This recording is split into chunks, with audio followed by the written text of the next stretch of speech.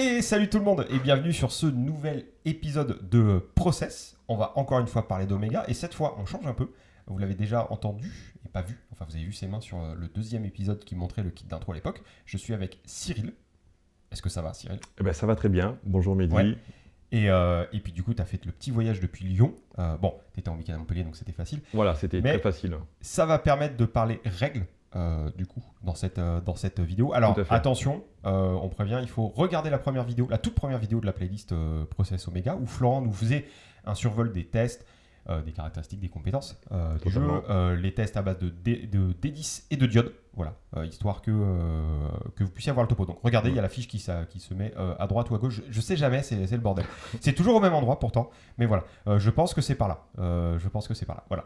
Donc, là, on va faire vraiment un survol de la fiche, de la création de personnages.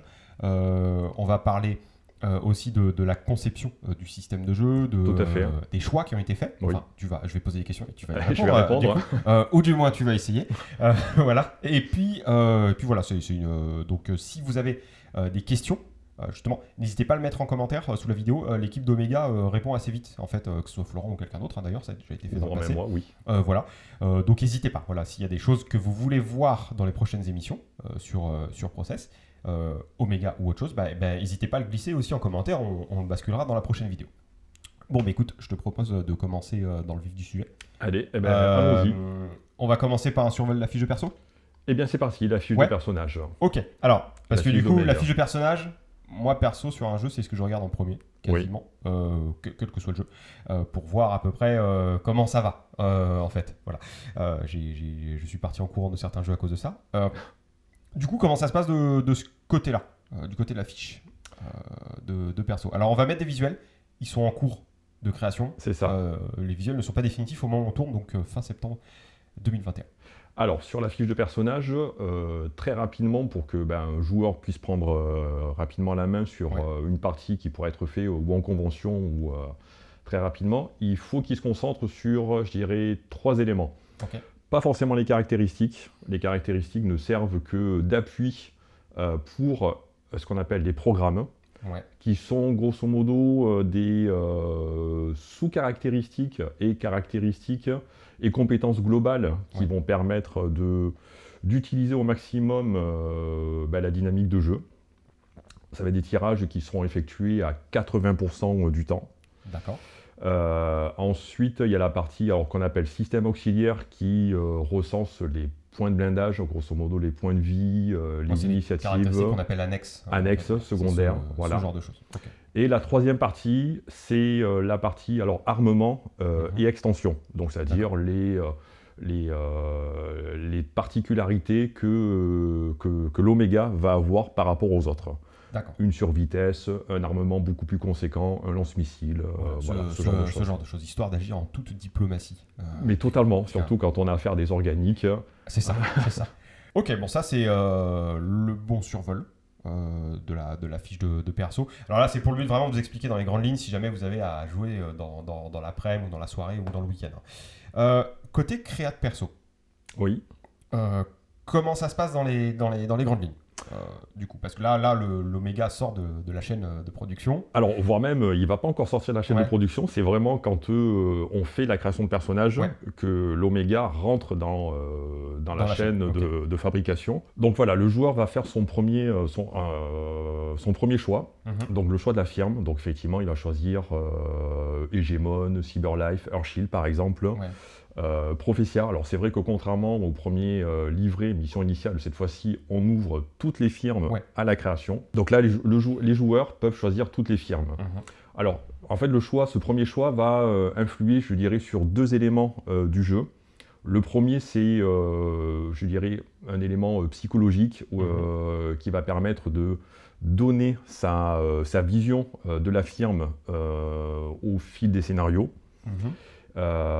Et ça va aussi influer, mais ça sur la dernière partie de la création de personnages, sur le choix des extensions. D'accord. Voilà. Mais en tout cas, voilà, pour le premier choix du joueur, c'est le choix de la firme. La deuxième étape, donc en second choix, le joueur va décider son premier châssis, va décider de quel type de châssis il va pouvoir prendre pour sa première mission. sa première sortie après la chaîne de montage. D'accord. Alors, est-ce que tu peux rappeler ce qu'est un châssis? Alors, un châssis, effectivement, c'est un élément extérieur où on place toute la partie personnalité du synthétique qui va lui permettre d'utiliser des armes, d'utiliser ses modules, mais aussi d'interagir, mais d'avoir des capacités supplémentaires que d'autres n'ont pas. D'accord. Voilà, donc là aussi, alors, sur mission initiale, on avait eu un choix de trois châssis. Cette fois-ci, avec cette création de personnage, le joueur a la possibilité d'utiliser tous les châssis qui sont disponibles dans Omega. Donc, alors pour le premier, il y a le robot, le châssis robot, qui reste un châssis c'est massif, quoi. Énorme. Alors, on ne pourrait pas dire plutôt guerrier, parce qu'en fait, il n'a pas d'extension native directe. Et ce châssis va permettre au joueur de modeler son Oméga comme il en a envie. D'accord. Voilà. Ensuite, il a un droïde. Il peut avoir accès au droïde qui, lui, étaient les premiers châssis d'infiltration. Et qui ont une particularité qui leur permettent de pouvoir mieux résister aux dégâts IEM. Ensuite, ils peuvent choisir le drone. Châssis beaucoup plus petit, mais qui permettent aux joueurs de voler. Et donc, oui, le joueur peut se mettre en hauteur, regarder une situation beaucoup plus globale, se mettre à couvert aussi, voilà, donc utiliser des techniques et des tactiques avec les autres joueurs. Il y a aussi le cyborg. Oui. Alors le cyborg, contrairement, je dirais, à différents films qu'on peut avoir, on n'a pas forcément qu'une apparence humaine. D'accord. Voilà. Avec le cyborg, les firmes, les synthétiques peuvent modeler un corps de n'importe quelle entité organique de l'univers pour s'infiltrer, donc c'est une amélioration du droïde, en quelque sorte. Ça reste une amélioration du droïde. Ok. Mais qui n'a pas de capacité de résistance au IEM. Oui, forcément, il faut toujours un désavantage. C'est ça. Mais par contre, l'aspect extérieur du cyborg ressemble en tout point à un organique. D'accord. Voilà. Et ensuite, on a le petit dernier, donc le change-forme, qui reste alors un châssis peut-être le plus compliqué à utiliser, puisqu'il a normalement peu d'extensions et peu d'armes. D'accord. Mais le joueur, en tout cas, va pouvoir modéliser son châssis comme il en a envie. Voilà, en fonction des situations, se transformer peut-être potentiellement en organique s'il en a envie, prendre l'apparence d'un autre synthétique. J'ai des joueurs qui ont utilisé des techniques pour passer sous des portes en étant en liquide et puis passer comme ça. On sera à Terminator, du coup. C'est ça, voilà. Ok, donc là, on est vraiment sur ce truc-là. Ok, donc la firme, le type de châssis, qui apporte quoi en termes de règles ou... Alors, ça apporte un module, une extension exclusive. D'accord. Voilà. Hormis le robot, qui lui n'a pas d'extension exclusive, mais possède plus de slots que les autres. On va attaquer les caractéristiques ainsi que le software et le hardware. Donc, grosso modo, toute la partie déjà programme. Donc là, le joueur va commencer à placer des points dans ces différentes caractéristiques. Généralement, dans Omega, les caractéristiques restent des caractéristiques passives, sauf dans quelques cas particuliers où on peut faire des tirages de caractéristiques.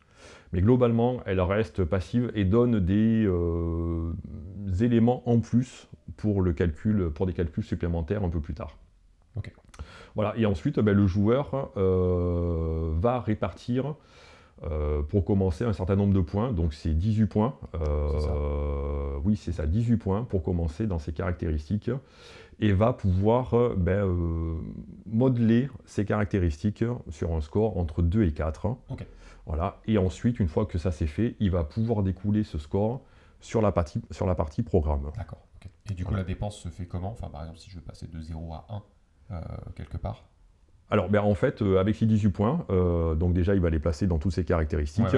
Et une fois que, par exemple, une caractéristique est à 2, et chaque caractéristique est corrélée avec 2 programmes, eh bien, il va fractionner sa partie caractéristique sur le programme. D'accord. Okay. Donc, sur un programme, 4. Si on a 2, eh bien, on va avoir 1 et 1. Si on avait 4, le joueur peut avoir le choix de mettre 2 et 2 par exemple. 1 et 3. 3 et 1, voilà, tout à fait. Ok. D'accord, bon, voilà. Simplement. Donc on commence par les gros stats et puis on les décline. C'est ça. On les divise en 2. Ok. Et voilà, donc là après le joueur va pouvoir bien mettre et placer sa première vision de son Oméga. Est-ce que ça va être plutôt déjà un hacker Est-ce que ça va être un combattant ou est-ce que ça va être un Oméga pur et dur? Donc vraiment tenter de comprendre les organiques et interagir avec eux. Donc voilà, et vu qu'on a 2 parties, software et hardware, ça va permettre, à l'Oméga de mettre en avant soit sa personnalité, son moi informatique, son IA, ou alors ses caractéristiques, on va dire physiques. Son matériel, c'est ce qui viendra après. C'est ça. Améliorer le tout. Voilà, donc augmenter sa capacité de slot, être plus résistant, plus de blindage peut-être. Voilà. Et la prochaine étape? On a une première expérience qu'on appelle mise à jour. D'accord. Donc là, on peut dire que nos MEA, donc notre Oméga qui se trouve dans la chaîne de construction, notre MEA décide, tiens, voilà, on va peut-être augmenter certains éléments de notre futur Oméga. On va lui augmenter un processeur, un firmware. Donc là, on rentre vraiment dans la thématique pure et dure. Mais grosso modo, c'est de l'expérience. Le joueur reçoit des points de mise à jour. Alors, il peut y avoir 2 choix, soit des points de mise à jour, soit des tirages de diodes, totalement aléatoires. Donc voilà, il a ce pool de mise à jour et le joueur va pouvoir bien augmenter ses programmes et aussi sous-programmes à partir de là. Donc, avec ces premiers points qu'il avait reçus, maximiser son hacking, par exemple, sa capacité de combat au corps à corps, qui est appelé exterminateur, par exemple, sa capacité de combat à distance pour arme à énergie, son Oméga ou ses résistances internes. Donc être plus résistant, savoir encaisser des coups et toutes les autres capacités des programmes qui en découlent. Ok. Bon, ça permet de faire un petit relooking du personnage avant.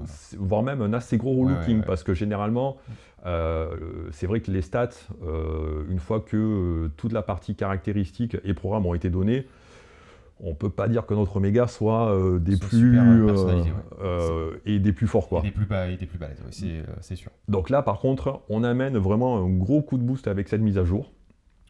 Et là, notre Oméga commence à ressentir toute sa puissance. D'accord. Bon, du coup, ça commence à décoller bien en avant.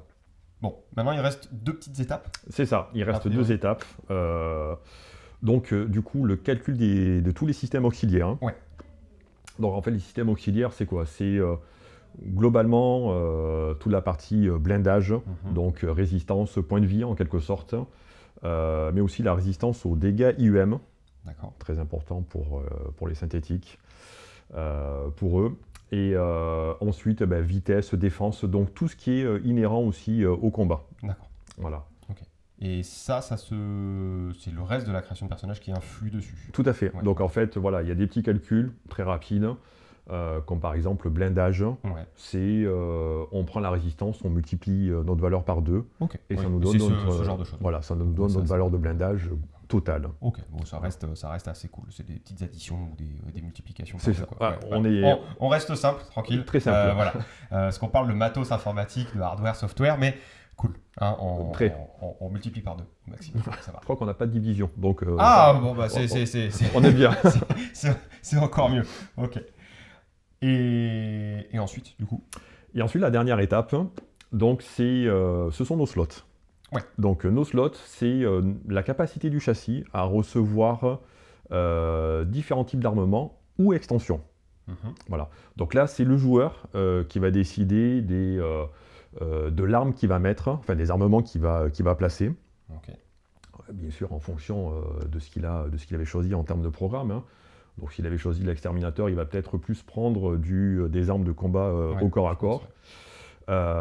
Et aussi, il va donc avoir la possibilité de choisir tout un panel d'extensions sur lequel il a tout un catalogue d'extensions communes, donc qui sont globales pour tout le monde, et des extensions exclusives aux firmes. Alors chaque slot consomme un certain nombre, enfin chaque extension et ARM consomme un certain nombre de slots. Voilà, et puis après, le joueur les place et il dit ok, celui-ci m'a coûté 4 slots, et bien j'ai 4 slots en moins. D'accord. Ok, ça va. Donc c'est comme des barrettes de RAM sur un ordinateur. C'est ça. C'est un peu ça. Voilà. Bon, c'est bon, on a fait un bon survol côté règles. Tout à fait. En tout cas sur la création de personnages. Etc. Encore, on va pouvoir passer aux questions un peu plus de fond. Déjà, première question sur le système de jeu. Pourquoi avoir choisi celui-ci qui est basé sur celui d'Insectopia et pas avoir créé un autre système dédié ou alors pris un autre système déjà existant? Alors tout simplement parce que déjà dans Insectopia, on jouait des insectes et donc du coup des non-humains ou du moins pas d'entités organiques comme on va entendre très souvent sur Omega. D'accord. Et du coup, ça prenait tout son sens qu'on reprenne ce système avec Omega, puisque les joueurs jouent des robots, des synthétiques, qui sont entièrement faits de métal, de processeurs, de câblage électronique, informatique. Il n'y a absolument rien d'organique dans leur personnage. Donc pour le coup, Florent s'est dit aussi... allez, on va adapter ce système pour Omega, puisque là, ça prenait totalement son sens. Et du coup, alors il y a des trucs qu'on voit, on discute souvent de système de jeu sur Discord, Twitter, Facebook, sur des groupes de partage autour du jeu de rôle, sur système dédié, système pas dédié, telle chose est facile ou telle chose ne l'est pas. Qu'est-ce qui est plus facile entre les deux, ou qu'est-ce qui aurait été plus facile? Est-ce que faire le système Insectopia adapté à Omega vous a semblé plus fastoche ici, et pourquoi? Et est-ce que ça aurait pas été plus facile au fond de faire un système de A à Z? Alors, il y a les deux réponses en fait qui vont se mêler. Oui et non finalement. Alors oui, ça a été plus facile de choisir le système Insectopia, puisque déjà, il y avait le retour sur expérience d'Insectopia sur la dynamique du système. Et comme avait dit Florent aussi, nous avons décidé d'épurer quelques éléments, notamment sur la partie combat, où avec un tirage, ça nous permet de voir si on touche et les dégâts que nous effectuons directement. Donc ça rend le combat beaucoup plus dynamique. Ça a permis aussi de pouvoir consolider la création de personnages, alors en adaptant bien sûr les termes à l'univers.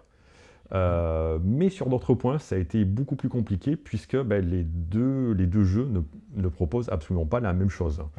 Bien dans Omega, par exemple, l'exemple qui me vient en tête sur lequel ça a été, je dirais, un peu plus compliqué, ou sur lequel il a fallu qu'on travaille sur le système et pousser un petit peu les portes de celui-ci, ça a été le combat spatial. Donc là, voilà, ça a demandé une grosse réflexion au début, de savoir comment on pouvait mettre ce système en place. Alors, surtout qu'en plus dans Omega, sur la partie voyage spatial, les combats et tout, on avait décidé de ne pas utiliser des vaisseaux qu'on peut être sur d'autres jeux de space opéra qu'on peut connaître, donc des petits chasseurs, etc. Il y a des drones qui existent, mais on avait décidé de pouvoir montrer la puissance des firmes avec déjà des gros vaisseaux. D'accord. Voilà. Donc le plus petit vaisseau, généralement, que les joueurs peuvent utiliser, s'appelle des frégates, qui peuvent faire déjà entre 300 et 500 mètres de long. Donc on est déjà sur du bon gros vaisseau. Mais bon, dans l'espace, ça reste quand même tout petit. Très petit, c'est clair. Jusqu'aux plus gros vaisseaux qui peuvent atteindre les 1 voire 3 km. Okay. Et donc on a mis en place, alors c'est vrai, un système de jeu annexe pour ça, totalement un élément dédié avec ce système. Et finalement, on a réussi à trouver un angle qui peut paraître dense à la lecture des règles parce qu'il y a beaucoup d'options. Et c'est vrai que le système aussi se prête avec les 5 couleurs de pouvoir moduler les résultats. Mais finalement, oui, pour l'avoir testé relativement souvent sur les parties en Discord, par exemple, eh bien, c'est une fois que les joueurs ont vraiment compris la mécanique, c'est rapide et c'est très fun en fait. Ok. Ouais, donc là, il y a quand même une dose de création dans le système. pas que de l'adaptation, du coup. Puisque là, forcément, le combat spatial... il y a eu un gros travail et on partait de zéro, tout à fait. Yes. Voilà. Okay. Pourquoi avoir opté sur Omega pour une résolution avec diode ou avec des 10 ? Eh bien, Est-ce que ça aurait été pas plus simple de faire un choix ? De faire un choix, alors oui, pourquoi pas, mais finalement, quand Omega commençait à vraiment prendre du corps, à ce moment-là, il y a eu la sortie de la campagne Insectopia de l'Imago Viradis. Oui. Et Florent avait donné à tous les souscripteurs une feuille qui permettait de faire une conversion des blattes. Des blattes, du coup, puisque c'était Insectopia, avec des dés. Et avec différents types de dés, pour le coup. Ok. Voilà. Donc, effectivement, il y a eu une petite réflexion en disant, bon, est-ce qu'on laisse un système dédié, soit de diodes, soit de dés, ou on laisse les deux, et finalement, on a laissé les deux. Pour avoir fait des parties de test en présentiel avec un groupe sur Lyon, eh bien, j'ai eu des joueurs qui ont vraiment adoré prendre les diodes, les sortir du sac, etc. Mais j'en ai eu d'autres qui m'ont dit non, moi ça va être les dés. Que ça passait pas. Okay. Donc pour le coup, les deux systèmes fonctionnent bien, et voire même on peut les mixer autour d'une table, ça ne pose aucun problème à ce niveau, quoi. Ok. T'as testé le mixer à une table ? Alors, de les mixer à une table ? Les mixer à une table, eh bien, techniquement non, malheureusement. Okay. Avec la crise sanitaire, j'ai fait beaucoup de parties et beaucoup de playtests sur le Discord au Donata. Oui, et il n'y a aucun bot qui gère les diodes. Et alors, ça pourrait se programmer sans doute, mais j'avoue, je ne suis pas assez bon pour ça. Et finalement, il y a des bots qui permettent de simuler les lancers de dés, donc ça a été très bien, quoi. Ok. On testera peut-être une partie où on viendra faire deux choix de l'un et 3 choix de l'autre. Ça sera parfait.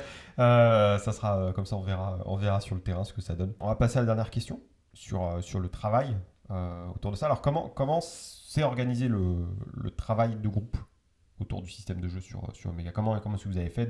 Comment vous êtes partis ? Quelles ont été les différentes la façon de s'organiser ou les différentes façons de s'organiser pour aboutir au système dont on parle aujourd'hui ? Eh bien, c'était pas compliqué, vu qu'il y avait déjà la base. Ouais. Florent avait énormément de fichiers Excel. Il m'a d'ailleurs, merci Florent de m'avoir donné tous ces fichiers Excel sur lesquels il y avait des chiffres dans tous les sens. Mais en tout cas, ça permettait de donner cette base et qui nous a permis de modéliser d'un côté les armes. Oui. Voilà, il y a beaucoup de corrélations, c'est vrai, entre potentiellement les armes qu'il y a dans Insectopia et dans Omega. D'accord. Mais en les mettant vraiment à niveau pour le système des 10, pour Omega, et ainsi que pour la création des extensions. Voilà, donc effectivement, ça a permis de pouvoir dire, ok, on a notre base, et derrière, on va la décliner pour l'univers d'Omega, pour cet univers futuriste, cet univers vraiment très synthétique, très informatique, et derrière, de le décliner, on peut dire sous forme de pouvoir finalement, mais d'avoir toujours cette base, ces stats, puisque les stats c'est important. Ouais, c'est vrai. Et on ne dira jamais assez. C'est ça. Et d'avoir quelque chose de cohérent d'un côté, mais aussi gradué en fonction des difficultés, des armes qu'on peut utiliser. Voilà, on pourrait très bien avoir des armes qui peuvent faire énormément de dégâts, mais qui vont nous pomper énormément d'énergie derrière, ou qui prennent énormément de slots. Et voilà, donc tous ces éléments ont été mis en place, ont été pesés, et ensuite approuvés par l'éditeur, voire même des fois rectifiés en disant non, ça vaudrait mieux l'augmenter, et puis ça le baisser un petit peu, voilà. Après c'est les équilibrages de système. Et du coup, les réunions de travail, ça allait malgré la distance ? Discord, Discord franchement a très très bien fonctionné à ce niveau et nous a aidés, puisque les 3 auteurs sont un peu disséminés partout en France finalement. C'est Paris, Perpignan et Lyon. Et Lyon, voilà. Donc, alors bon, c'est quand même. T'entends, même si je viens souvent sur Montpellier, j'avais la possibilité d'aller sur Perpignan. Mais voilà, c'est vrai que avec cet éloignement et la crise sanitaire, Discord, ça a été un excellent endroit pour pouvoir en discuter. Et on avait des réunions toutes les 15 jours, vraiment au plus fort quand il y avait énormément de matière. Voilà, puis toutes les 3 semaines, après chacun prenait ses parties. Et hop, on reprenait sur les prochaines réunions. Voilà, donc il y a eu ça qui a été fait, on a recalibré, on a repris. Et ensuite, ça partait en validation. Voilà. Oh, ok, nickel. Et écoute, on arrive sur la fin de cette interview. Merci d'avoir répondu à toutes ces questions. Alors, on fait le topo système, fiche, et puis d'avoir un peu ouvert le rideau sur les règles.